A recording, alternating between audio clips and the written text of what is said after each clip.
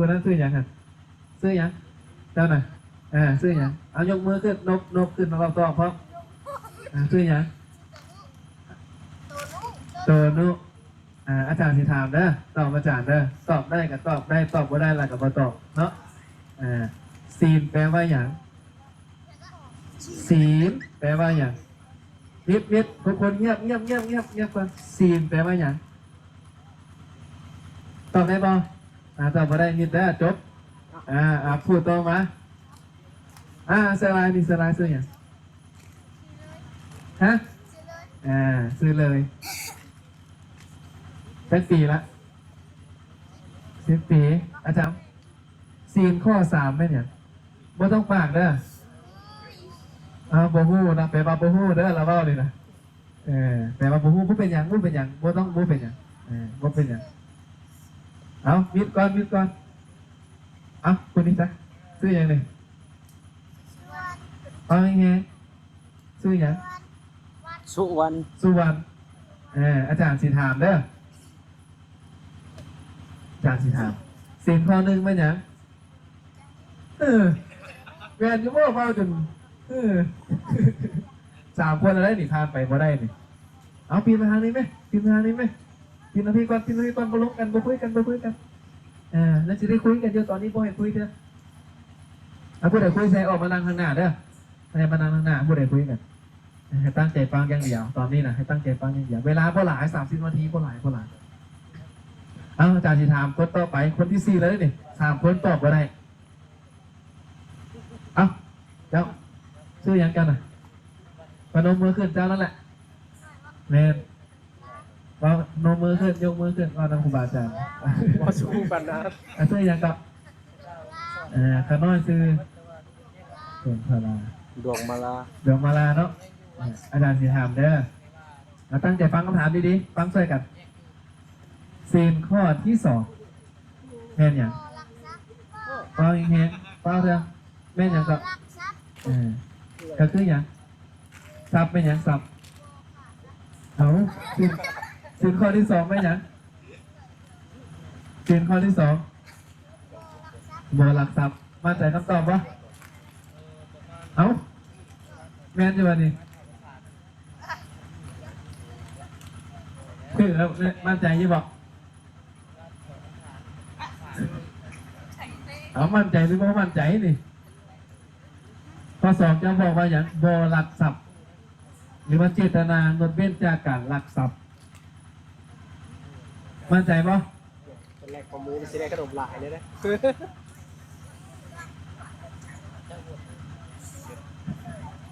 เอาไม่มั่นใจปะ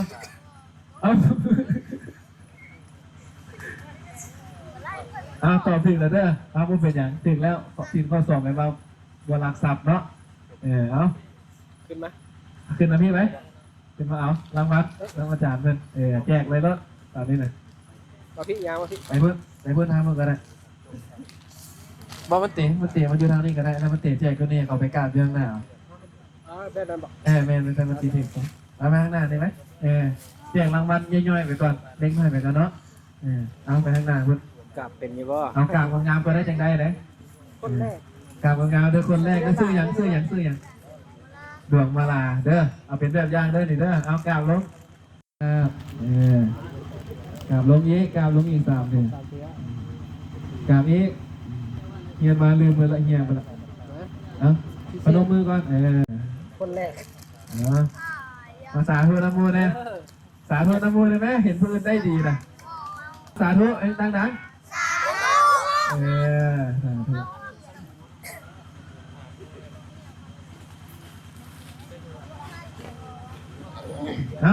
เอาอีกเอาต่อเนาะเอาต่อปะต่อเนาะต่อเอาเจ้านั่นมาเลยนะเจ้านั่นแหละ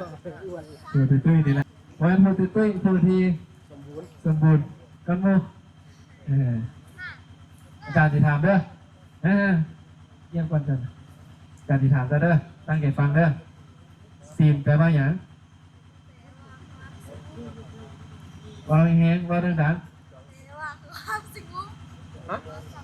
สงบคือสงบ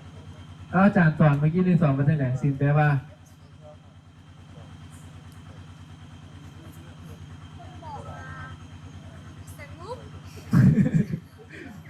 ไม่ได้ว่านะว่าจะใส่ว่าความสงบมีจะใส่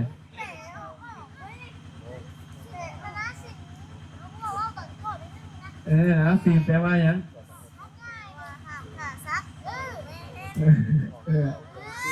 ตอบเจ้าสินแปลว่ายังความปกติคำมาเลยคำมาเอาเลยมาแกะง่ายๆเลยลูก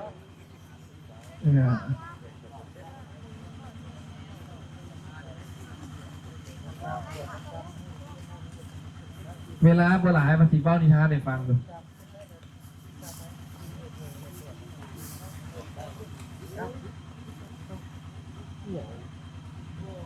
นี่ก็เจียว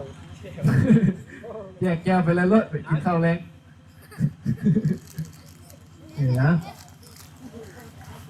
เห็นปะได้จะคนละจะคน หักอะไรสอง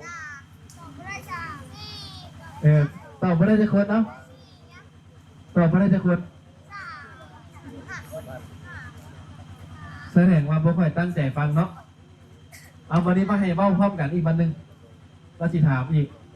สิ่งข้อหนึ่งเอาไปอยู่ด้วยกันตัวดิบเอาคนละเรื่องเลยนะสิ่งข้อที่หนึ่งสิ่งฟังง่ายๆก็ได้หนึ่งเอาเบ้าพร้อมเบ้าน้ำมูไหมหนึ่งชื่อเบ้าเราชื่อพร้อมอีกวันหนึ่งหนึ่งพร้อมกันเนี่ยเอาจากที่นับ1 2 3แล้วเบ้าเด้อ1 2 3 2เอาพร้อมกันก็ธรรมดาก็ได้ไม่ต้องแข่งหรอกเอา2 3ก็ยังไงชื่อไหนก็จะชื่อพร้อม4เบาๆตัวนั่นแหละบ่มีขี้ก็ได้เถอะเบาๆมีขี้เอาเบาตัวธรรมดาก็ได้ขี้นี่บ่ดีเนาะขี้นี่เนาะมีตะขี้3ขี้1เอาขี้รักดีบ่ขี้รักขี้ตัวเด้ขี้เหม็นเด้ก็ดีนะทีมโลกก็พอดีนะฟังข้อที่อย่างละข้อที่4เลยยังจำได้อยู่ได้นี่ข้อที่4เพิ่นบอกว่าตัวข้อที่5บ่ดื่มน้ำเมาชื่อหยังสุราและหยังเมลัยแปลว่าอย่างเมลัยของมักดอกต่างๆที่จะเฮ็ดให้เมาเห็นปะสิ่งที่มันเฮ็ดให้มึนเมานะอันเป็นที่ตั้งแห่งความประมาทเห็นปะเอาน้ำเมาก็ได้เอาจื้อน้ำเมาก็พอกันก็ได้เนาะเอาจื้อสักทีจื้อได้พอจื้อบางผู้ใดบ่จื้อยกมือขึ้นผู้ใดบ่จื้อยกมือขึ้นศีล5ข้อผู้ใดบ่จื้อที่เมามายกมือขึ้นรถบ่ยกมือแสดงว่าจื้อบ่จื้อเนาะเอาผู้ใดบ่จื้อยกมือผู้ใดบ่จื้อยกมือรถบ่ต้องไปอายหมู่ผู้ใดบ่จื้อยกมือยกไหมผู้ใดจื้อบ่ได้ให้ยกมือขึ้นนั่นแหละผู้ใดยังจื้อบ่ได้ยกมือขึ้นไปไว้ยกมือขึ้นมาทางหน้าจื้ออยู่ห่างกันอยู่บนเก่ากันมาติดแตกแถวมีทุกคนยกมือขึ้นก่อนยกมือขึ้น1 2 3 4 5 6 7มีแต่7เนาะจื้อบ่ได้เนาะ7 คนจื้อบ่ได้คนที่จื้อได้มาดิยกมือขึ้นยกมือขึ้นก่อนยกมือไหมผู้ใดยกมือแสดงว่าจื้อได้5 ข้อนี่นะโอเคเนาะเอาลงมาดินะพี่หน้ามานี่เจ้านะผู้ใดทางหน้านี่คือยัง เท้าเกต เทศเทศ ผมก็ไปอย่างครับไม่เป็น แต่ละคนเองเนี่ยก็ได้ ส่วนข้อที่หนึ่งว่าโบว่าข้อหนึ่งโบขาสัตว์เนาะเอาโบขาสัตว์มาเข้ามาได้ละเอาคนนี้แหละกราบลงก็นั่งลงกราบลงอย่าบอกอย่าไปถอยลงไป เฮ็ดบอกเมื่อกี้นี่ ถอยลงไปอีกถอยหลังไปอีกกราบลงงามกราบลงจำพื้นมันอ่ะ อีกแค่นึง จำพื้นซาซ่าโบไม้ลายซาซ่าโบเป้าเองเอาสาธุนะโมเนี่ยสาธุนะโมเมื่ออีกวันนึงผู้ใดผู้หาข้อยกมือขึ้นยกมือเด้อมาจะสินข้อ3แม่นยังทวิตสินข้อ3อะไรก็ได้ขึ้นเอาอะไร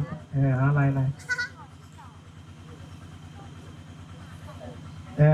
ว่าไปข้อที่3แม่นยัง